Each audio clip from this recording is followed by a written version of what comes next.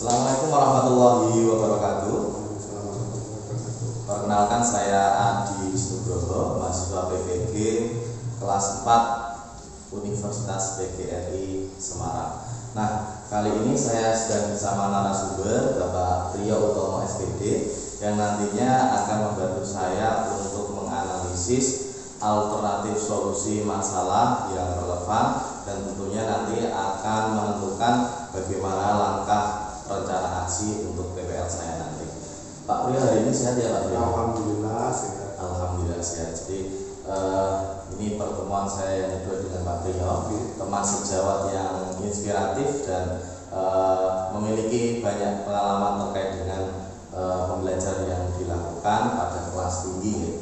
Nah, Pak Priyo, pada kesempatan kali ini saya mengutarakan kembali terkait dengan pemecahan masalah yang kemarin. Ada 4 masalah nanti yang akan kita bahas. Untuk efektivitas waktu kita akan masuk kepada topik perbincangan pada kali ini.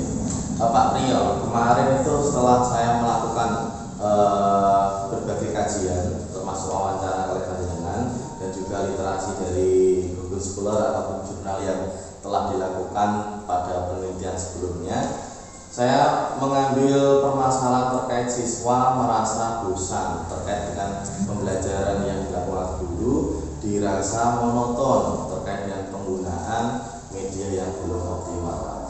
Nah, tentunya banyak sekali ya saran ataupun masukan terkait dengan penggunaan media. Namun di sini saya menggarisbawahi terkait dengan penggunaan PPT, media interaktif dan juga media yang berbasis Android dalam pemecahan masalah kali ini.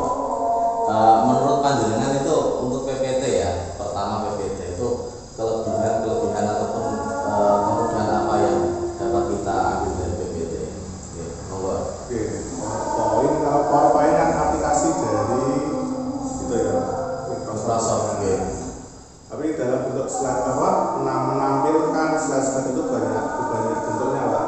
Tidak cuma PowerPoint, nanti ada di Canva itu juga bisa menampilkan slide seperti itu. Yang seperti PowerPoint ini sangat interaktif ya Pak. Jadi bisa nanti memancing siswa untuk lebih tidak bosan dalam belajar. Karena dalam PowerPoint itu sendiri nanti bisa dimasukkan misalnya materi ataupun video ataupun soal-soal atau game. Di situ siswa juga nanti misalnya tidak cuma melihat, nanti juga bisa bermain dengan itu. Jadi bisa dimasukkan berbagai macam media di dalam PowerPoint itu sendiri. Jadi tentunya banyak sekali keunggulan PPT ya. Nah, namun tadi saya menangkap lagi bahwasanya ada media Canva yang juga dapat digunakan untuk menampilkan slide seperti ini. Mungkin ada kemudahan yang lebih mungkin dari desain ya Pak? Ya, desainnya biasanya lebih interaktif, lebih menarik, colorful. Di situ juga banyak template-template. Kalau mau buat dari nol, di situ ada misalnya gambar-gambar, ada butuh gambar apa, tinggal nanti di situ ada, tidak usah download, langsung digeser. Nah, jadi sudah terkoneksi online gitu ya? Online. Di situ nanti pemanfaatan Canva juga bisa, misalnya nanti online siswa juga menggunakan, guru juga menggunakan, itu bisa dibuat online juga. Oh gitu ya. Kelebihan dari sejenis PPT yang juga dibuat secara online gitu ya. Nah, terkait dengan hal ini, media ini ada masukan lagi ini terkait dengan Canva yang sejenis PPT. Berikutnya itu terkait media interaktif Pak. Media yang bisa digunakan siswa sesuai keinginan. Katakanlah di situ nanti ada menu materi, ada menu SKKD atau indikator, ada permainan atau ada kuis-kuis seperti itu. Terkait media interaktif gitu Pak. Mungkin tanggapan Pak Priyo ini menjadi salah satu solusi tepat atau bagaimana gitu. Termasuk ini Pak, dalam pengembangannya dulu kan ini ya harus persiapan juga dan lain-lain. Media itu sangat bagus sekali untuk siswa. Nah, ini kembali lagi kepada sekolah dan keadaan siswa dan keadaan gurunya juga.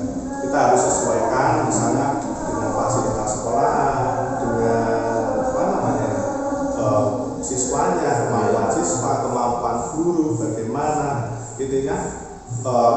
itu jangan sampai memberatkan, malah membuat berat.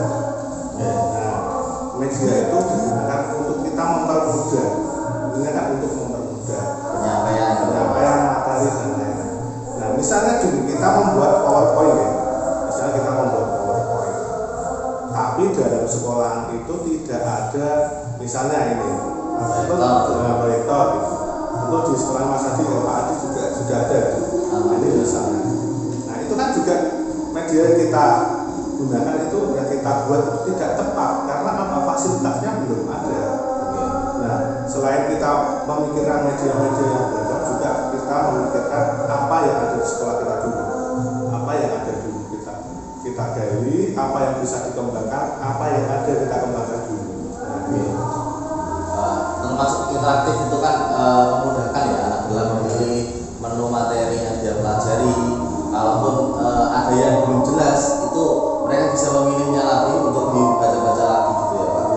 Interaktif ya. Nah, selain media interaktif Pak, sekarang kan zaman serba canggih ya, terkait dengan perkembangan IT, termasuk penggunaan Android yang tidak jarang kita jumpai, bahwa anak-anak juga sekarang sudah dibekali dengan Android, baik meskipun itu milik orang tua, tapi rata-rata dalam sebuah keluarga sudah memiliki HP yang Android seperti itu. Nah, terkait dengan media yang berbasis Android ini Pak, mungkin dalam penerapannya dalam sehari-hari, entah lewat aplikasi Androidnya, entah fasilitas Android seperti Google itu ya Pak, yang bisa mencari sebuah informasi atau materi-materi seperti itu. Untuk kelebihan media yang berbasis Android ini Pak dalam penerapannya.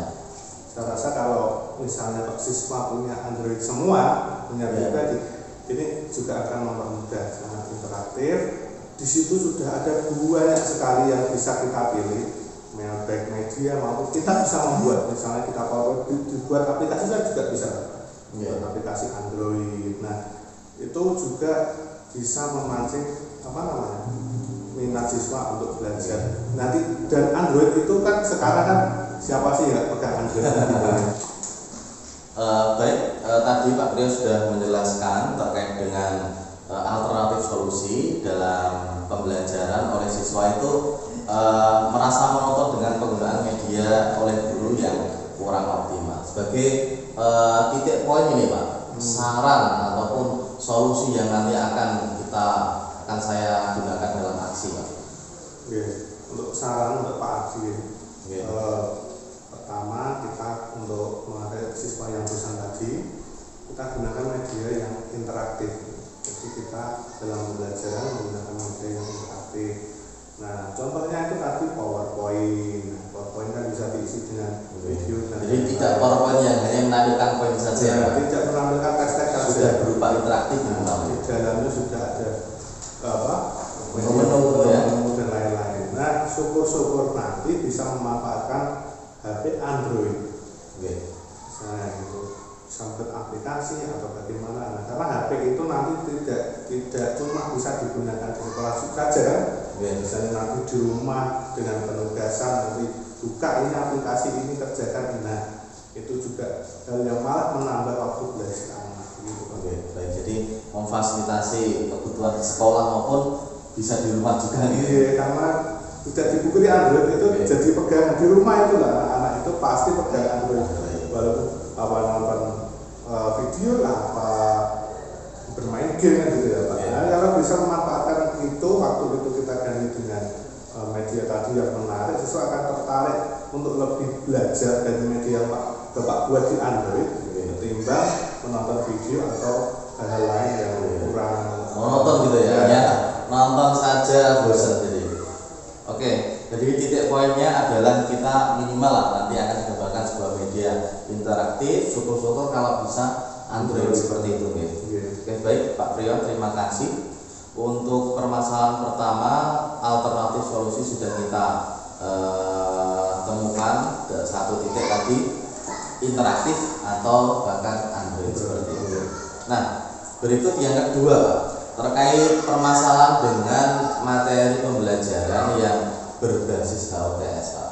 Ini HOTS kan siswanya dalam mengerjakan soal dalam proses pembelajaran yang harus berpikir kritis, itu kan anak-anak ini ya masih kesulitan, dan saya mengambil alternatif solusi dari LK 2.1 kemarin itu terkait dengan menyusun soal HOTS.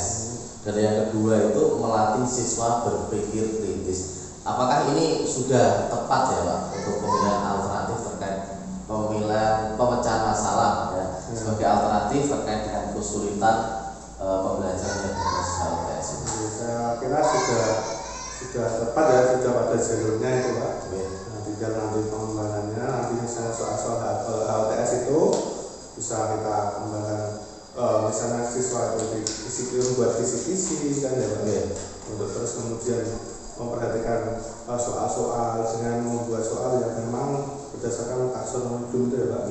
Nah, yang C4 sampai C6 itu untuk merangsang ini apa namanya tadi, kreativitas siswa, menambah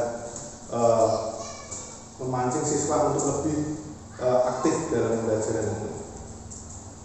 Ya, seperti itu ya, untuk HOTS termasuk ini pengembangan soal-soalnya ya Pak.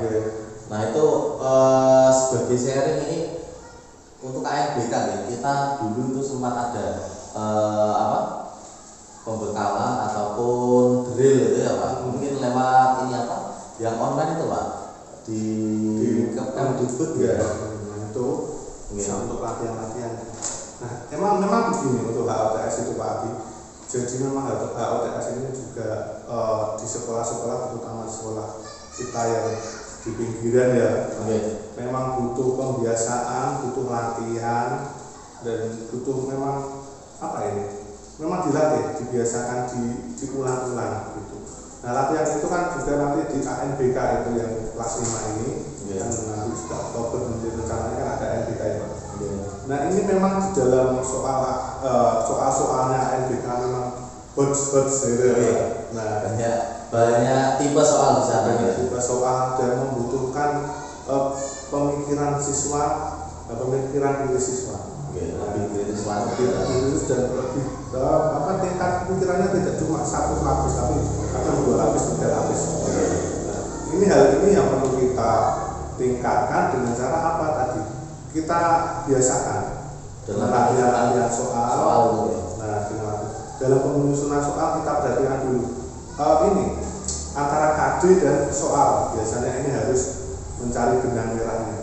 Nah, biar sesuai dengan KD apa yang diinginkan dengan soal yang dibuat. Nah itu nanti dihubungkan dengan tadi taksonomi Bloom misalnya kan, siswa dapat misalnya membuat atau apa kan. Nah itu nanti dihubungkan. Nah soal-soal itu kalau disusun dengan bagus nanti juga akan siswa juga akan bisa untuk berpikir kritis. Berarti untuk berbagai macam soal ANBK yang bisa kita lihat di internet, juga bisa kita lewat buku paket ada itu ya di sini ya. Itu juga bisa dijadikan referensi guru bagaimana menyusun soal-soal yang berbasis HOTS seperti itu. Oke, sudah sangat jelas sekali. Terus terkait dengan ini Pak, adanya HOTS itu tidak terlepas dari kemampuan berpikir kritis siswa ya. Nah, ini cara-cara atau solusinya itu kita kembangkan keterampilan berpikir kritis siswa itu melatihnya Pak. Melatihnya. Ini ya juga harus termasuk spesifik juga, karena keterampilan berpikir kritis itu ya harus ada proses yang diberikan oleh guru. Kalau kita hanya ini soal ini selesaikan, cara contohnya menyelesaikan seperti ini, ketemu soal sejenis itu lagi sudah lupa.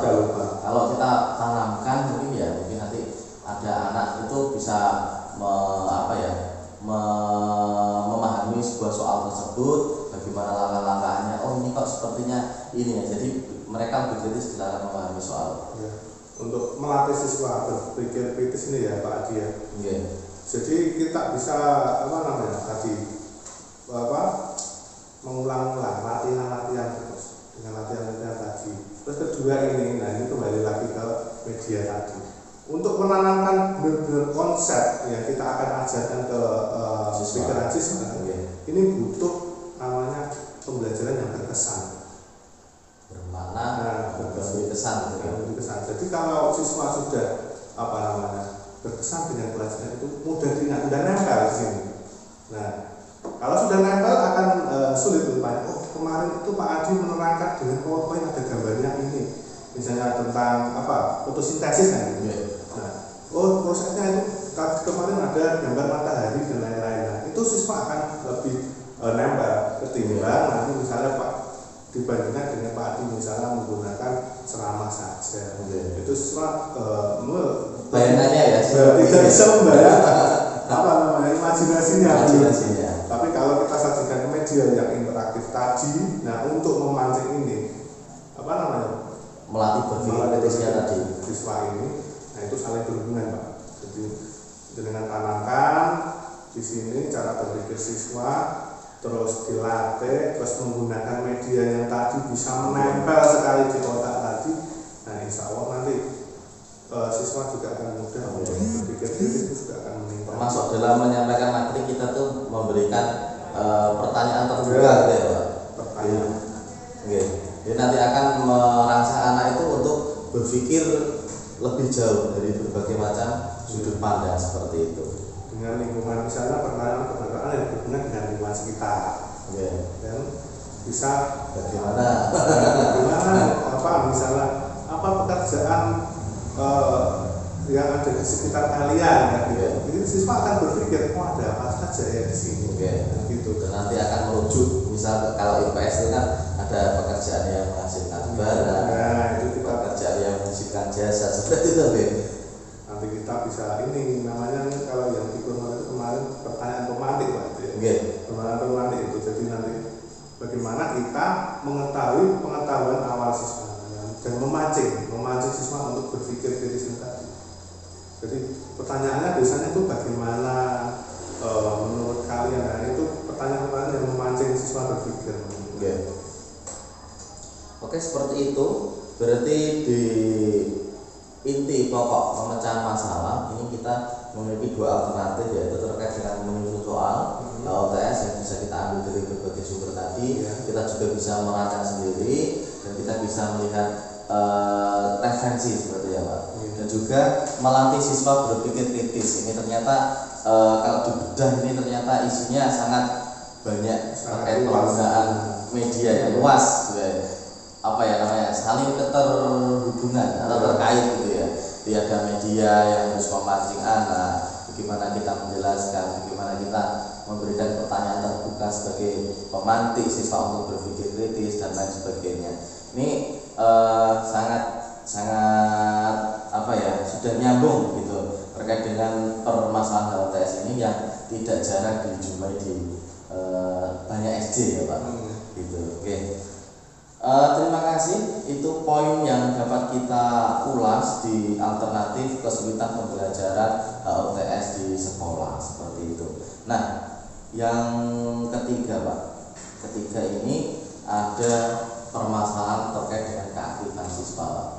Siswa di sekolah itu kan fluktuatif juga, kadang semangat, kadang melempem, kadang juga ini ya punya power tersendiri. Wah, aku dalam pelajaran ini aku bisa nih, saya harus mengambil dan sebagainya.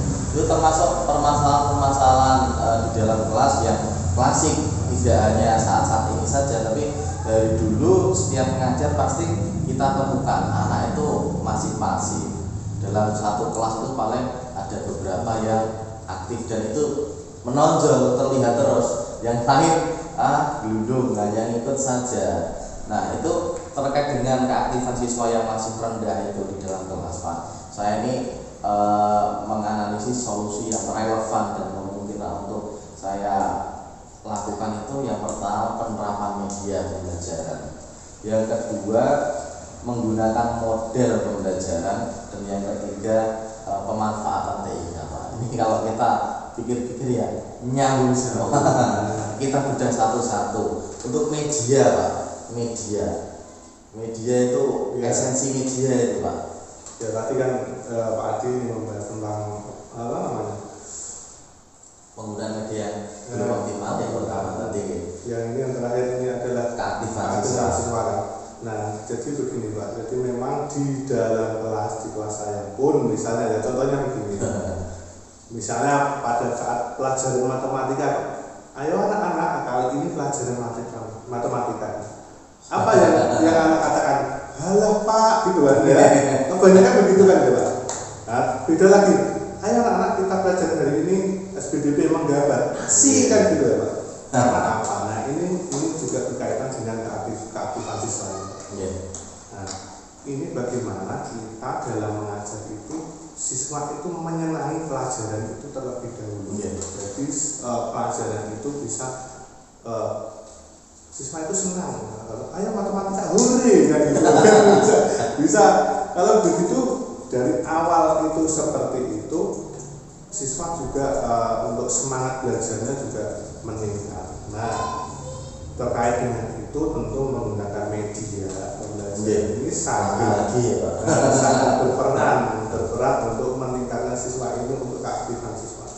Jadi ketika siswa sudah interest, sudah tertarik dengan media yang kita bawa, pelajaran yang kita sampaikan, nanti secara otomatis siswa juga akan senang dengan pelajaran itu. Kalau senang, pelajaran cepat menyerap ke siswa. Nah, begitu Pak. Jadi terkait untuk media ini tadi. Nah, media ini lah tadi untuk media ini menggunakan media yang interaktif tadi. Nah, bisa itu Pak. Nyambung. Nah, selain media ini saya menyebutkan terkait dengan model Pak.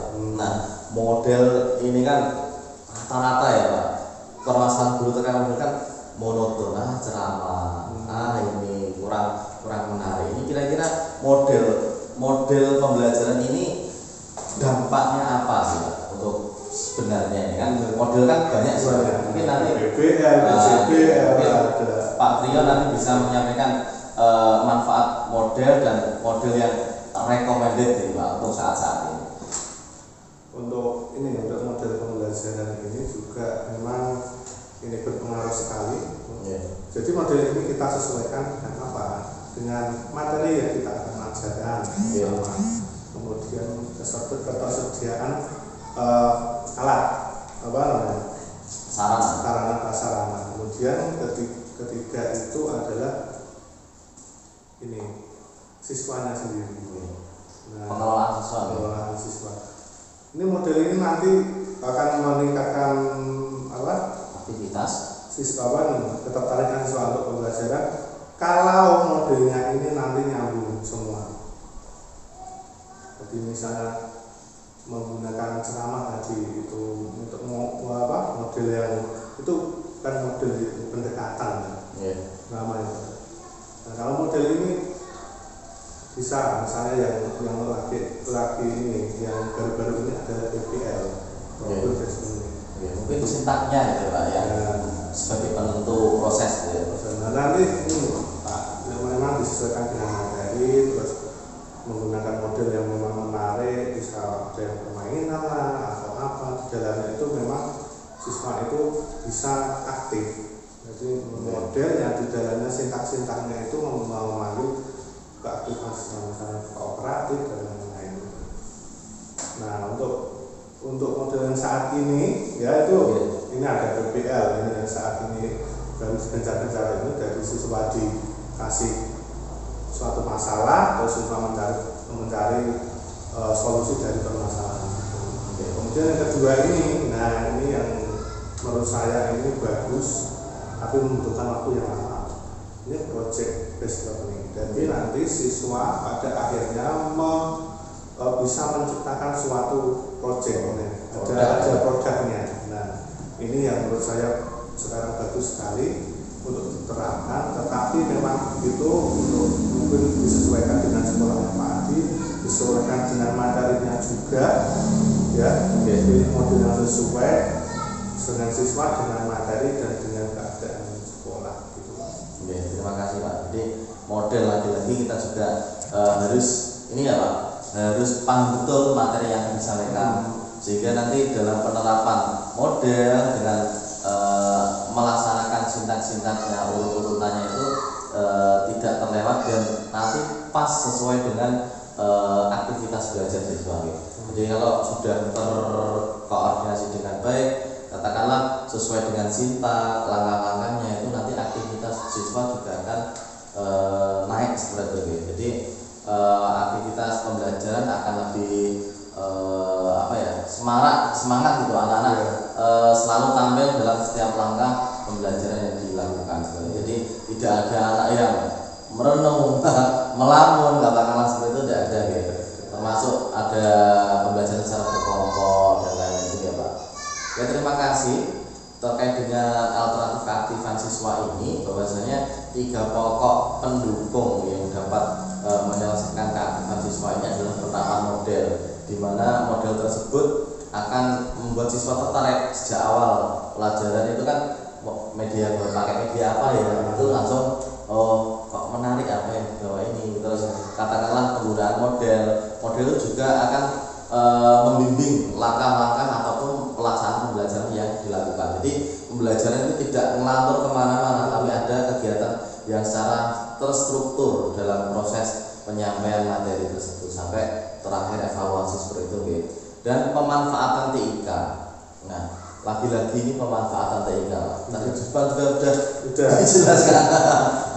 Oke. Memang saling terkait ya Pak. Ya. Memang tidak kita pungkiri, memang dengan perkembangan zaman sekarang ini, ya teknologi sangat berkembang pesat. Karena kita harus sebagai guru juga harus melek teknologi juga. Nah, penting ini Pak. Nah, selain itu jangan putus untuk belajar hal-hal baru, terutama memanfaatkan apa hal-hal baru yang keluar ini untuk diaplikasikan ke dalam pembelajaran.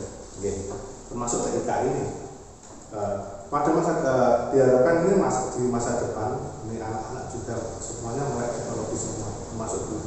Nah, bagaimana ini nanti media atau pembelajaran kita memang di dalamnya harus memanfaatkan TIK supaya nanti siswanya juga tidak kaget dengan perkembangan TIK yang saat ini, juga memfasilitasi siswa untuk lebih baik lagi dalam belajar dengan TIK ini. Termasuk di era sekarang saya sudah 4.0 nah,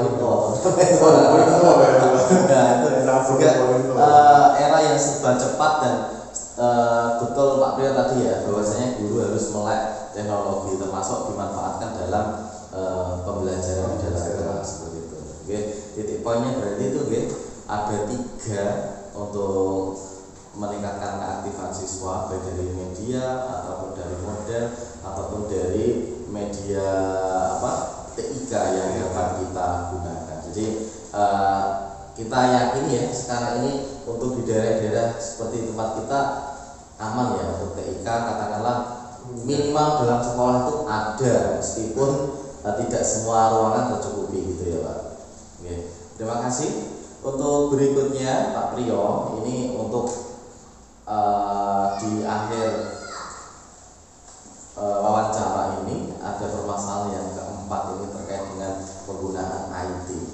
Penggunaan IT Pak, ini saya menyoroti bahwasanya adanya IT di sekolah, sarana di sekolah, proyektor ataupun kita bisa menampilkan lewat PowerPoint dan lain sebagainya, itu ternyata tidak setiap hari kita pakai itu Pak.